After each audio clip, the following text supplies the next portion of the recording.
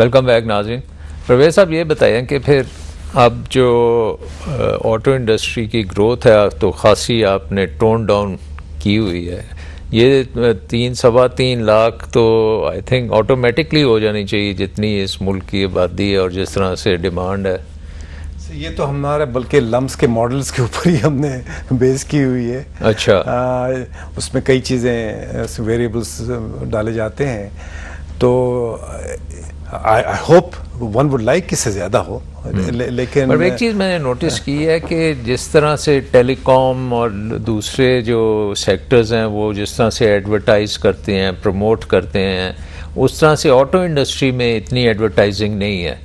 I don't see कि आप कोई बहुत ज़्यादा कोई इंटरेस्टिंग चीज़ें तो हम बड़े एडवर्टाइज कर रहे हैं वो आपकी एक हाइलक्स वीगो को तो आप कर रहे हैं।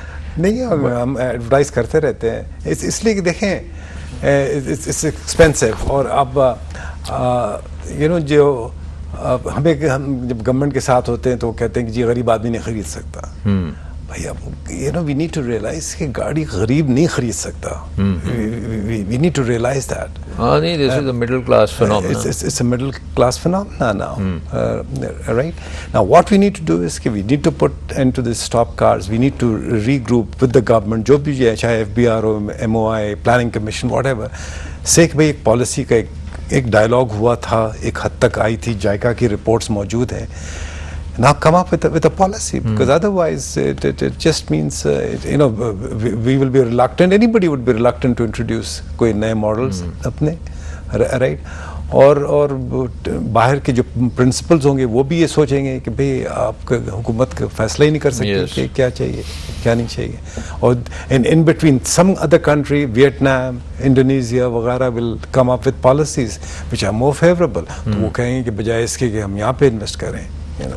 Do you view Central Asia as a potential market हम for तो us? डॉक्टर साहब बहुत सेंट्रल एशिया को व्यू करते हैं। जब भी जापानीज विजिटर्स हमारे पास आते हैं हम उनको पाकिस्तान का मैप दिखाते हैं, उसकी स्ट्रेटेजिक लोकेशन दिखाते हैं, और हम कहते हैं कि जी वेस्ट में टर्की में प्लांट है जो कि यूरोप को सप्लाई करता है, उसके बाद हम हैं, राइट, और एक नेचुरल कॉरिडोर है, ठीक राइट। तो बातें तो हम बहुत करते हैं। देखिए टोयोटा ने in all fairness to them 2008 में अपनी इक्विटी भी बढ़ाई। अच्छा, right, so they are in for a long haul, right. All they want is के एक लॉन्ग टर्म पॉलिसीज हो, राइट। वरना हु वुड इन्वेस्ट के अपने 25% थे 27.5 पे 37.5 पे देखे। And on the parts side आपका एक्सपोर्ट मार्केट्स की कोई स्ट्रेटजी है या you are linked with OEMs जब तक ये?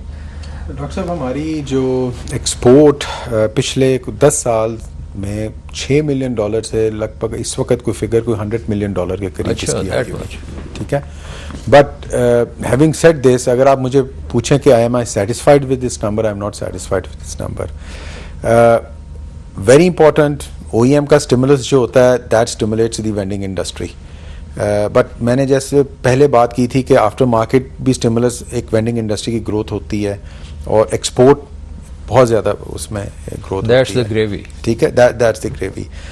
People who have gone into export, I mean they to the extent we've got companies who are now 60-70% of their sales is in exports, and they are doing good with local OEMs also. ऐसा कोई नहीं है। अब उसमें issue doctor साहब ये है, cost wise मैं अपने आप को कंपेटिटिव समझता हूँ auto parts export. I we compete China also very easily. अच्छा, कोई इतना मेजर इशू नहीं है बिकॉज चाइना भी अब महंगा होता जा रहा है, लेकिन वहाँ हम अपने आप को कंपेटिटिव समझ रहे हैं because lot of our manufacturers have gone globally and went into some niche markets where volumes और हमारी जो कैपेसिटी की जो अपनी हमारी जो है ना कैपेसिटी टू मैन्युफैक्चर, उसके अंदर जाके हमने नीच मार्केट्स ढूंढी। वो ऑफ रोड व्हीकल्स भी हैं, कंस्ट्रक्शन व्हीकल्स भी हैं, एग्री व्हीकल्स भी हैं, इम्प्लीमेंट्स भी हैं, नॉन ऑटो भी कंपोनेंट मैन्युफैक्चरिंग भी है। सो ऐसी मार्केट्स में भी बहुत पोटेंशियल है और ख़ासी वैल्यू एडिशन है और एंड सस्टेनेबिलिटी भी है। एंड प्रॉब्लम क्या हमें अगेन गवर्नमेंट की सपोर्ट की प्रॉब्लम है। I have to give, government आपको कैसे सपोर्ट कर सकती है? मैं अर्ज करता हूँ sir, I have to give a premium discount to any of my customer if I wants to attract him into Pakistan to buy regularly from Pakistan. Reason war और टेररिज्म का हमारा इमेज इंटरनेशनली बहुत ज़्यादा इसको अफेक्ट करता है. Sustainability उनको होती है कि ये सस्टेन कर पाएंगे, तो उसका एक प्रीमियम डिस्काउंट देना पड़ता है. अगर इंडियन सप्लायर उसको एक $10 की कोट करता है तो मैं उसको 8.5 करूँगा तो वो मेरी तरफ आता है. ये नहीं है कि मैं उसको 11 कहूँगा तो वो मेरी तरफ आएगा. तो ये तो खैर एक करना पड़ता है आपको इंटरनेशनली अगर बिजनेस लेना है. बट हमारी देखें sir international image building, auto parts export, मैं वही अर्ज करने लगा हूँ, हमारी इंटरनेशनल इमेज बिल्डिंग बहुत कमज़ोर है as an engineering destination. And we did try to do that couple of years back, जब हुकूमत ने हमें एक बड़ा अच्छे तरीके से सपोर्ट किया था और इंटरनेशनली ट्रेड शोज़ पे जाके पाकिस्तान के इंजीनियरिंग कंपनीज को ड्रोव्स के अंदर हम लेके गए थे. इस वक्त हमारी पार्टिसिपेशन का ये आलम है सर कि हम अगर एक्सपोर्ट के लिए कुछ ट्रेड फेयर्स पे जाते हैं तो 10 से 12 कंपनीज 15 कंपनीज जाती हैं, which I feel are you know you just can't make a mark where there are over 4,000 exhibitors अगर बैठे हुए हैं तो 15-10 कंपनीज पाकिस्तानी क्या करेंगी. तो we need to go there in sizeable numbers. It's a number game.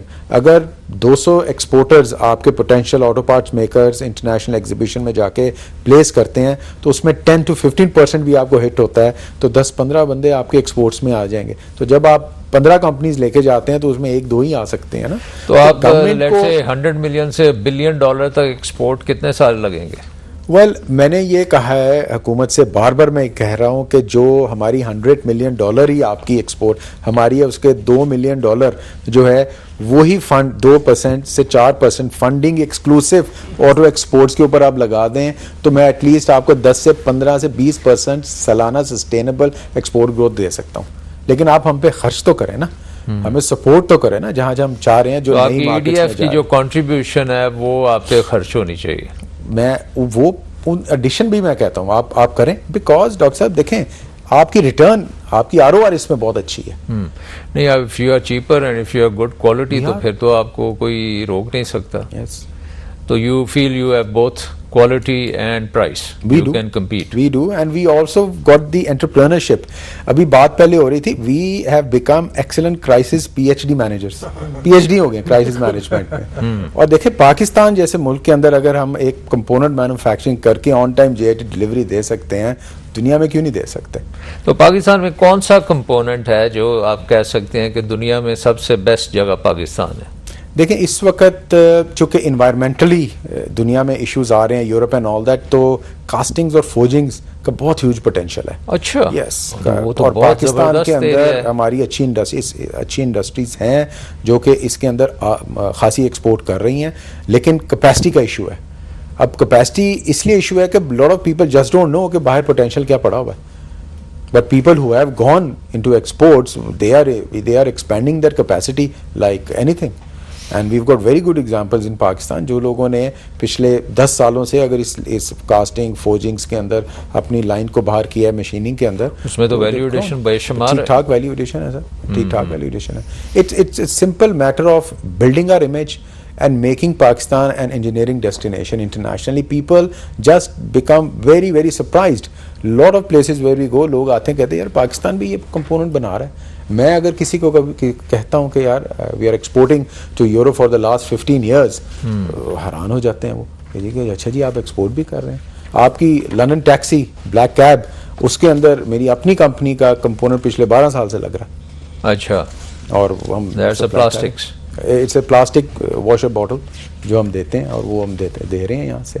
So people become very surprised. तो market तो इतनी बड़ी होनी चाहिए कि अब we should have a thriving parts market, parts manufacturing in Pakistan. Pakistan की इंटरनल मार्केट का सर मैंने पहले आपसे अर्ज की है कि इश्यूज क्या हैं. आप सर वो करेक्ट करवा दें तो देखें सर घोड़ा आपका तब भागता है आप उसको फीड अच्छे तरीके से करें, आप उसको रखें सही तरीके से, उसको मालिश करें, सारा कुछ करें. आप हमारी हुकूमत को चाहिए कि पहली बात है ऑटो इंडस्ट्री को रिकग्नाइज करें as a potential driver of industrial growth of Pakistan, as a potential driver of employment generation. Taxes books खोल के देख लें कौन दे रहा है कौन नहीं दे रहा. प्रॉपर मैनेजमेंट प्रैक्टिसेस बुक्स खोल के देख लें, आप देख लें. आया दिन आप फ्रॉड्स सुनते हैं, आया दिन हुकूमत देखते हैं जी ये हो गया वो हो गया. आप बताएं ऑटो इंडस्ट्री के अंदर आज तक आपने ऐसी ऑटो इंडस्ट्री कितना टैक्स देती होगी गवर्नमेंट को? all combined 71 billion. and कितने 71 billion. 71 Last billion year. and that's I mean that's a huge Second highest after petroleum sector. Petroleum के बाद आप टेलीकॉम से ज्यादा आप टैक्स पता नहीं टेलीकॉम का मैंने चेक नहीं किया है कि टेलीकॉम है टेलीकॉम शायद telecom now but you are amongst the top Amongst the top. top 3. ये पार्ट्स का तो बहुत मसला है डॉक्टर साहब, you know, हम लोग चूंकि जेन्युइन पार्ट्स में डील करते हैं, उफ काउंटरफीटिंग, अंडर इनवॉइसिंग, तोल के हिसाब से। आपको डॉक्टर साहब पता है कि पाकिस्तान की ऑटो पार्ट्स की मेजर इंपोर्ट जो होती है आफ्टर मार्केट, वो बाई वेट करके वैल्यू लगाई जाती है। अच्छा जी, आप एक कार्बोरेटर इंपोर्ट करेंगे ना, तो उसको तोल के तो $1.5 पर केजी करके उसकी वैल्यू लगा दी जाती यूं है। समझ लीजिए डॉक्टर साहब सिंपली कि कैमी घड़ी और रोलेक्स घड़ी दोनों को किलो के हिसाब से तोल के बेचते हैं। ये कौन करता है? Who is making this policies? Who isn't correcting this policies? तो ये तो ये ओनरशिप तो आपकी